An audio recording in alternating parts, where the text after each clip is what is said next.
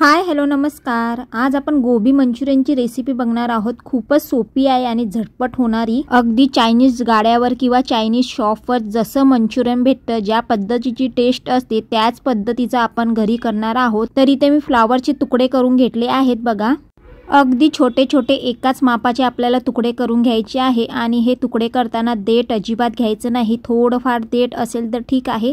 जर तुम्ही देठचा भाग हा जास्त घेतला तर गोबी मंचुरियन मऊ पडतं आणि जो क्रिस्पीपणा येतो तो येत नाही। त्यामुळे आपल्याला एकाच मापाची फ्लावरची फुलं अशी तयार करून घ्यायची आहे छोटी छोटी। जर तुम्ही फ्लावरचे तुकडे मोठे घेतले तर जो क्रिस्पीपणा यायचा तो येत नाही आणि त्यामुळे तुम्ही कितीही तळलं तरी ते मऊच राहतं। तर या पद्धतीने तुम्हाला बघा देठ खूपच कमी करायचं आहे आणि छोटी छोटी फुलं करायची आहे एकसारखी। थोडीफार कमी जास्त झाली तरी चालेल। तर एका चाळणीमध्ये मी सगळे फ्लावर काढून घेतलेत आणि स्वच्छ धुतले। इथे एका भांड्यामध्ये गरम पाणी करायला ठेवलेलं। पाणी गरम झाल्यानंतर हे फ्लावर सगळे मी त्याच्यामध्ये टाकलेले आहे। शक्यतो फ्लावरचे तुकडे करताना चाकूचा वापर कमीच करा, हातानेच तुकडे करा आणि देठ हे चाकूने काढा। या पद्धतीने सगळे फ्लावर मी त्या गरम पाण्यामध्ये टाकले आहेत। फक्त आपल्याला एक उकळी येऊन द्यायची आहे। फ्लावर अजिबात शिजवायचा नाही तर तो नरम होईल आणि आपल्याला मंचुरियन करता येणार नाही। तो पिठामध्येच पूर्णपणे कुस्करला जाईल। तर या पद्धतीने मी गरम पाण्यामध्ये टाकलं आहे। एक अर्धा चमचा तुम्ही मीठ टाका, जेणेकरून त्याच्यावरची जी घाण असेल किंवा एखादा किडा असेल तो निघून जाईल आणि जो फ्लावरला उग्र वास असेल तो सुद्धा निघून जाईल। इथे फ्लावर आपला स्वच्छ होईल। फक्त एकच उकळी आणायची आहे, जास्त फ्लावर शिजवायचा नाही। आता इथे एक उकळी आल्यानंतर मी फ्लावर पूर्णपणे काढून घेते। लक्षात ठेवा फ्लावर आपल्याला अजिबात शिजवायचा नाही। आता हे जे मी छोटे छोटे तुकडे करून घेतले आहेत फ्लावरचे, ते 2 फ्लावर आहेत आणि जो फ्लावर आपण साफ केलेला आहे त्याची जी देठ वगैरे आहेत जी मऊ आहेत आणि त्याचा आपण काहीतरी उपयोग करू शकतो। तर ती देठ तुम्ही तशी ठेवून पावभाजी मध्ये घालू शकता। आपला वेस्ट जात नाही फ्लावर। फक्त ह्याच्यामध्ये तुम्हाला देठ अजिबात घ्यायची नाही। देठ जर तुम्हाला टाकायची नसतील तर त्या देठांची पावभाजी मध्ये तुम्ही वापर करू शकता। तर इथे सगळा फ्लावर मी काढून घेतलेला आहे। आता इथे भांडं लहान असल्यामुळे एकाच टायमाला पूर्ण फ्लावर त्याच्यामध्ये मी शिजून घेतला नाही। जो उरलेला तो मी पुन्हा शिजून घेते। थोडंसं मीठ वगैरे टाकते। पहिला आपण शिजवलेला त्याचप्रमाणे आपल्याला हा सुद्धा शिजून घ्यायचा आहे। शिजवून म्हणजे फक्त आपल्याला एक उकळी येऊन द्यायची आहे। आता तुम्हाला जर अंदाज येत नसेल उकळीचा तर तुम्ही फक्त गरम पाण्यामध्ये एक 5 मिनिटं बुडवून ठेवला तरीही चालेल। गॅस बंद करून ठेवा। आता इथे सगळा फ्लावर आपला करून झालेला आहे। आता ह्याच्यामध्ये आपण टाकणार आहोत 1 वाटी मैदा। जेवढा फ्लावर असेल त्याप्रमाणे तुम्हाला ही पीठ टाकायची आहेत। 1 वाटी कॉर्नफ्लॉवर। आता तुम्हाला क्रिस्पी हवं असेल तर कॉर्नफ्लॉवर तुम्हाला थोडा जास्त टाकावा लागेल, कडक आणि क्रिस्पी हवं असेल तर। इथे 1.5 वाटी मी कॉर्नफ्लॉवर टाकलेला आहे, 1 वाटी मैदा टाकलाय आणि इथे बघा मंचुरियनचा मसाला आहे तो सुद्धा मी टाकलाय। थोडासा सोया सॉस कमी टाका। रेड चिली सॉस कितपत तुम्हाला तिखट हवे त्याप्रमाणे तुम्हाला रेड चिली सॉस टाकायचा आहे। आणि इथे टाकत आहे मी टॅमॅटो केचप, जे रेग्युलर आपलं असतं ते टॅमॅटो केचप। चटणी, तिखटासाठी चटणी टाकायची आहे। थोडंसं मीठ, फ्लावर शिजवताना पण आपण मीठ टाकलेलं। परत सॉस टाकलेले आहे। सॉस मध्ये थोडंफार मीठ असतं त्यामुळे मीठ हे आपल्याला बेताचंच टाकायचं आहे। अर्धा चमचा मी ते मीठ टाकले। थोडंसं पाणी टाकलंय बघा। जसं मला लागेल तसं मी थोडं थोडं पाणी घेऊन इथे मिश्रण करत आहे। तुम्हाला जर खूपच ड्राय वाटलं तर थोडंसं पीठ तुम्ही घेऊ शकता। कॉर्नफ्लॉवर घ्या नाहीतर मैदा घ्या, पण तुम्हाला क्रिस्पी हवं असेल तर कॉर्नफ्लॉवरचं प्रमाण तुम्हाला इथे वाढवायचं आहे, म्हणजे जास्त टाकायचं आहे। आता मी इथे बघा ह्या पद्धतीने मिश्रण करून घेतलेलं आहे।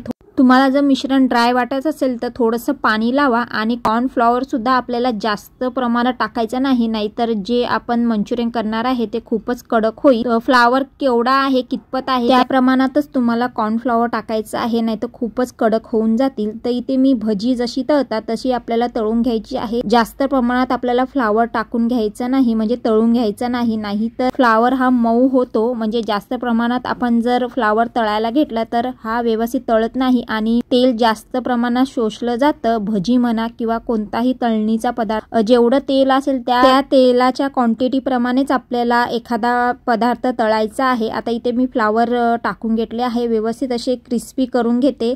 आपल्याला हे अर्धवट तळून घ्यायचे आहेत, कारण आपल्याला पुन्हा हे 2 बॅच मध्ये तळायचे आहेत। म्हणजे मी आता हे पूर्णपणे तळून घेते आणि तळून झाल्यावर पुन्हा मी ते क्रिस्पी करून घेणार आहे, तळून घेणार आहे। तर या पद्धतीने गॅस हा मी मोठाच ठेवलेला आहे, कारण मला हे पुन्हा तळायचे आहेत। जर तुम्ही फ्लावर हे एकाच टायमाला तळून घेतले, म्हणजे एकदाच तळले, तर ते थोड्या वेळाने मऊ होतात। आणि तुम्ही सगळे फ्लावर तळून घेतले आणि पुन्हा ते तळले तर ते क्रिस्पी होतात आणि हाच क्रिस्पीपणा आपला मंचुरियनसाठी हवा असतो। त्यामुळे फ्लावर हा आपल्याला 2 टायमाला तळायचा आहे। पहिला मोठा गॅसवर तळून घ्या आणि नंतर पुन्हा तळताना मोठाच गॅस ठेवा, ते मस्त असे क्रिस्पी। आणि जसे मंचुरियन आपण बाहेर खातो त्याच पद्धतीचे आपल्याला ते लागतात, म्हणजे टेस्टही तेच येतं आणि टेक्स्चरही तेच येतं। त्यामुळे डबल तळणं किंवा 2 टाइम हे खूप खूप महत्त्वाचं आहे। तुम्ही कंटाळा न करता एकाच टायमाला तळू नका, नाहीतर जो क्रिस्पीपणा आपल्याला मंचुरियन मध्ये हवा असतो तो येत नाही। फ्लावर 2 टायमाला तळणं हे खूप महत्त्वाचं आहे, नाही तर फ्लावर हा मऊ होतो, म्हणजे जेव्हा आपण मंचुरियन करतो तेव्हा मऊ होतो आणि जसा आपल्याला क्रिस्पीपणा हवा असतो तसा येत नाही। तर इथे सगळे फ्लावर माझे तळून झालेले आहेत आणि मी पुन्हा तळून घेते आहे। बघा तुम्हाला फरक दिसत असेल, एका साईडला जे लाल झालेले आहेत ते पुन्हा तळून घेतलेले आहेत आणि एका साईडला थोडे पिवळे दिसतात ते पहिल्यातले आहेत। आता हे सगळे फ्लावर मी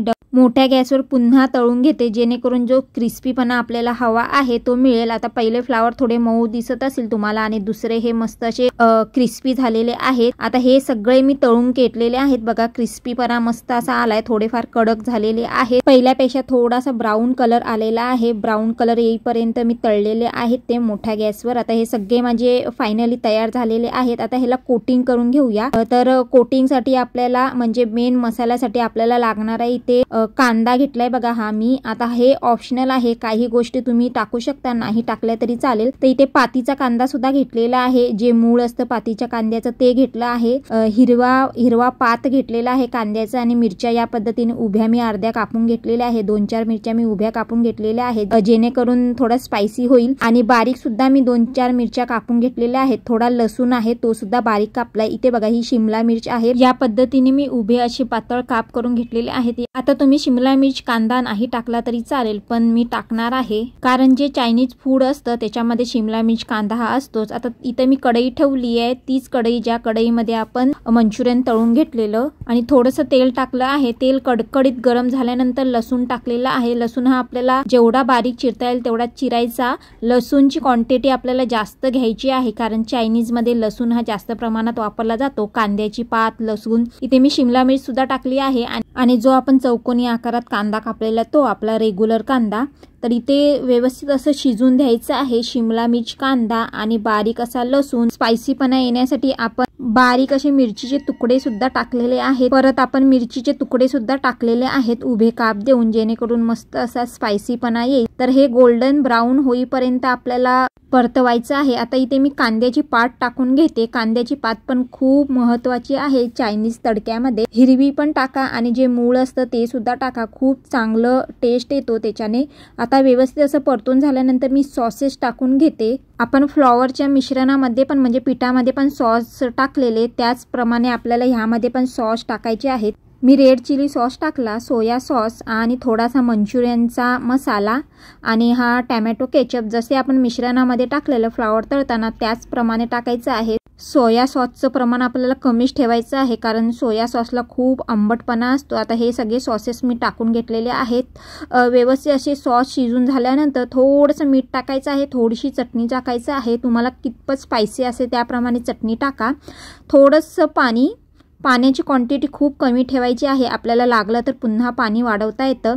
आता इथे मी एका वाटीमध्ये कॉर्नफ्लॉवर घेतला आहे। कॉर्नफ्लॉवरमध्ये थोडंसं पाणी टाकून त्याची पेस्ट करून घ्यायची आहे, कारण ही पेस्ट आपल्याला मिश्रणामध्ये टाकायची आहे। एक उकळी येऊन द्यायची आहे आणि थोडं क्वांटिटीमध्ये आपल्याला ही कॉर्नफ्लॉवरची पेस्ट टाकायची आहे। लक्षात घ्या की कॉर्नफ्लॉवरची पेस्ट आपल्याला एकदम टाकायची नाही, नाहीतर मिश्रण हे घट्ट होऊन जाईल, एवढी पेस्ट उरलेली आहे। आता ज्या पद्धतीचं आपल्याला टेक्स्चर हवं होतं त्या पद्धतीचं आलेलं आहे सॉसला। आता तळलेले फ्लॉवरचे तुकडे टाकून घेऊया। तुम्हाला जर सॉसचं मिश्रण हे घट्ट वाटलं तर थोडंसं पाणी टाकून पुन्हा ते ढवळून घ्या। सॉसचं मिश्रण हे जास्त घट्ट किंवा पातळ करू नका, ते क्वांटिटी मध्येच ठेवा, म्हणजे मीडियमच करा। आता इथे सगळे फ्लॉवर मी टाकून फ्लॉवरचे तुकडे परतून घेते, जेणेकरून जो सॉस होता तो व्यवस्थित असा लागला जाईल। जर सॉसचं मिश्रण घट्ट झालं असेल तर व्यवस्थित असं फ्लॉवरला ते लागलं जाणार नाही आणि फ्लॉवर हा एकमेकांना चिटकेल किंवा घट्ट होऊन जाईल। त्यामुळे मिश्रण हे जास्त घट्ट किंवा पातळही करू नका आणि मिश्रण जर व्यवस्थित झालं तर ते फ्लॉवरला एकसारखं लागलं जाईल आणि त्याच्यामध्ये मुरेल सुद्धा। आता इथे बघा मस्त असं मिश्रण हे मंचुरियनला लागलेलं आहे आणि इथे आपलं फायनली मंचुरियन तयार झालेलं आहे। बघा इतकं सुंदर दिसतंय आणि खायला पण की सुंदर अशी टेस्ट झालेली।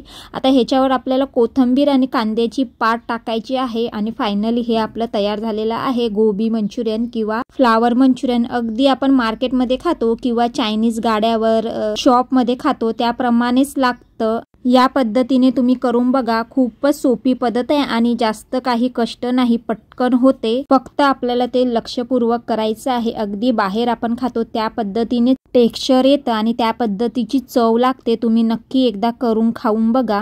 तुम्ही शेजवान चटणी बरोबरही खाऊ शकता, नाहीतर एखादा सॉस वगैरे असेल, मेयोनीज असेल त्याबरोबरही खाऊ शकता, नुसतंही खाऊ शकता। मस्त अशा थंडीमध्ये वेगळं काहीतरी आणि गरमागरम खाण्याची मजाच वेगळी असते। आणि तसं म्हटलं तर हे हेल्दी बी नाही, कारण ह्याच्यामध्ये मैदा आणि सॉसेस वगैरे टाकले आहेत, पण बाहेर जाऊन खाण्यापेक्षा घरामध्ये करून खाल्लेलं नक्कीच हेल्दी असेल। आणि मस्त असं थंडीचे दिवस सुरू झाले आहेत, भाज्याही खूप स्वस्त झाले आहेत। बाहेर मार्केटमध्ये जास्त पैसे देऊन अनहेल्दी खाण्यापेक्षा घरच्या घरी मंचुरियन तयार करा, खूपच सोप्या पद्धतीने, आणि हेल्दी खा आणि हेल्दी राहा। आणि तुम्हाला ही माझी मंचुरियनची रेसिपी कशी वाटली हे कमेंट करून नक्की सांगा। आणि जर तुम्हाला माझा व्हिडिओ आवडला असेल तर एक लाईक करा, चॅनलवरती नवीन असाल तर सबस्क्राईब करा। थँक्यू।